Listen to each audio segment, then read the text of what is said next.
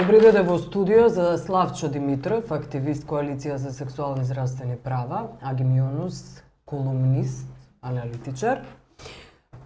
Поводот за оваа дебата е и вчерашната реакција на ЛГБТ центарот околу хомофобичната кампања на владата и провладините медиуми, после што доаѓа до распламтување на говорот на образа, каменување на центарот, меѓу другите последици, но и денешното истражување за ЛГБТ состојбите на ЛГБТ популацијата. Некои од бројките што велат, 91,6% од граѓаните не ја одобруваат хомосексуалноста. Извештајот посочува на висок степен на дискриминација врз сексуалното малцинство, стигма, општествена исклученост и дискриминација. Ајде, можеме со вас, господине Димитров, кои се последиците од оваа дискриминација? Па ти го спомена, почна со ова нашево вчерашно соопштение, односно реакцијата која што ја прати коалицијата Хелсиншкиот комитет. Последиците беа страшни. Мислам, тоа е резултат на една долгогодишна пракса која што се практикува и од политички субјекти и од медиумите, меѓутоа почнувајќи од ноември некаде минатата година со онаа фамозна од ништо испровоцирана изјава на министерот за труд и социјала Спиро Ристовски, па еден цел бран кој што со нивна иницијатива очигледно почна преку провладините медиуми на ширење. Која беше изјавата на Изјавата беше дека министерот и неговата партија немаат намера да поддржуваат истополови бракови, нешто што никој никогаш побарал нити го отворил како тема на дискусија, и со изјавата која што беше најскандалозниот дел е дека тој дефинираше што е здрава нација и што е здраво семејство за едно дете, со еден вистински маж и вистинска жена. Ние изреагиравме на тоа, односно тогаш на дефиницијата за тоа што е здраво и што не, што сметаме дека во основа е прво говор на омраза, второ е една стратегија која што е нацистичка во основа. Тоа не можеме да го негираме, поклопувањето на реториките. Од таму почна цела плејада на ангажирани квази експерти, новинари кои што почнаа со една серија на говори на омраза.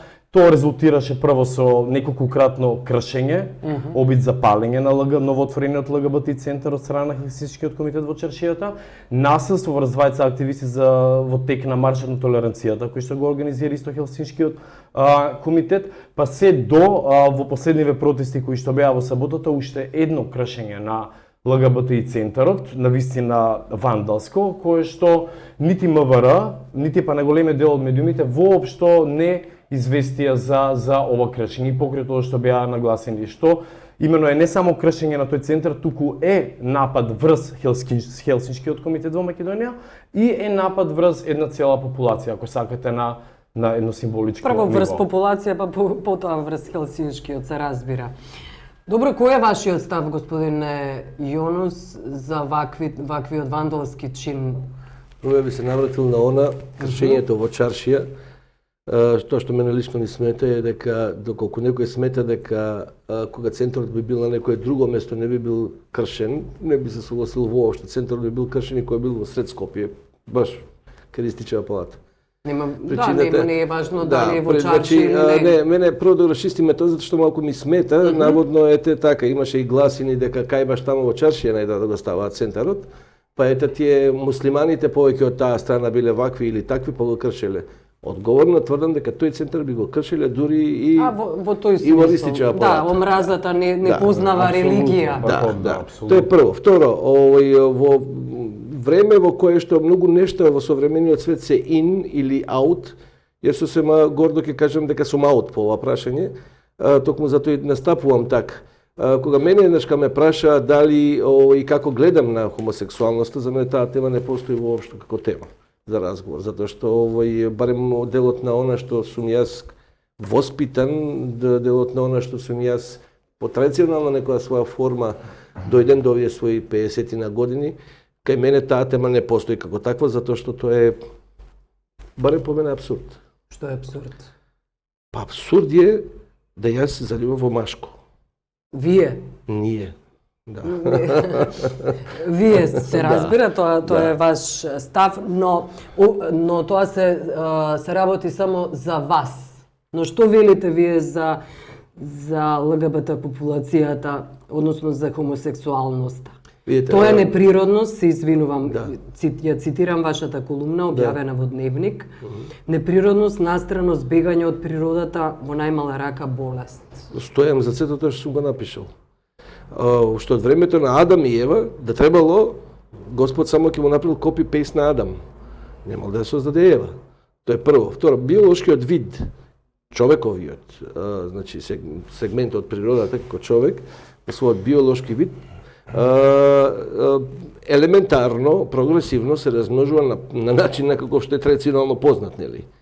И доколку нештата би отстапувале од таа класична форма на меѓуполово однесување е во секој случај варијација на тема, што би се рекло музички, нели? Добро. Господин Димитров рече дека се работи за нацистичка реторика, препознавате Не, тоа е прашање на воспитание, морам да прекинам. Добро. Едно е да се спротивставуваш на некаков феномен со употреба на зборови кои аргументираат нешто, а друго е да растапуваш со јазик на омраза кој наликува на нацистички испад и Не, веројатно се работи за сонот на една ариевска чиста раса, заради тоа не е сонот само на Хитлер, тоа е сонот и на спартанците, тоа е сонот и на многу големи војски во историјата на... Кои што пролеале многу крв, да не заборавите да споменете на големите војски. Види, крвта би текла и оваки, онака и со педери и без педери, како?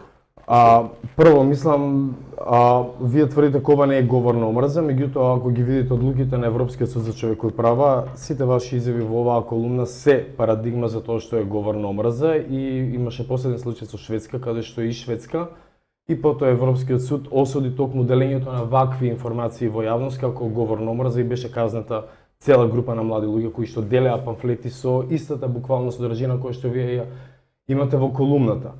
Второ, она што вие го нарекувате воспитание, воопшто не представува никакво оправдание. Воспитание и веројатно она што го видовме минатиот викенд со група разбеснети дечишта од две страни, меѓутоа тоа воспитание не е прашање само на семејството, туку воспитанието и во семејството доаѓа од воспитанието и условите што ја креира една поширока политичка заедница. И конечно, ако сакате, времето, не знам јас кое е тоа време на Адам и Ева, ќе мора да ни посочите историски овој датум, за да утврдиме кое е тоа време. Меѓутоа, ние можеме да тврдиме денес овде и дека земјата е плочниста и ја носат три кита.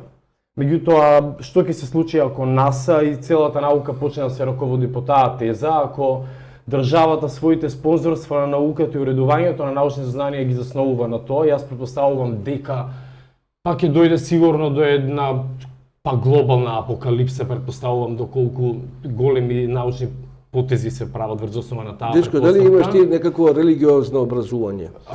Не те усмерувам во религијата, чисто прашање. Да, јас сум читал неколку пати и Библијата, јас сум завршил. Видете, Библијата е еден многу фин книжевен текст и представува религијски текст кој што е прашање на верување или не. Науката многу тешко се сложува со тие работи. Од друга страна, јас стварно не знам што ќе се случи во општеството. Заклучувам дека се атеист, во ред. Јас сум атеист, меѓутоа важно вакво прашање.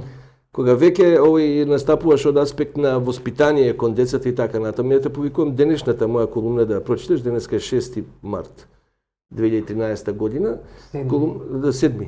И кој сме 6, 7. Денеска среда, денешната колумна која се вика на врвот од дното инвалиди голуби.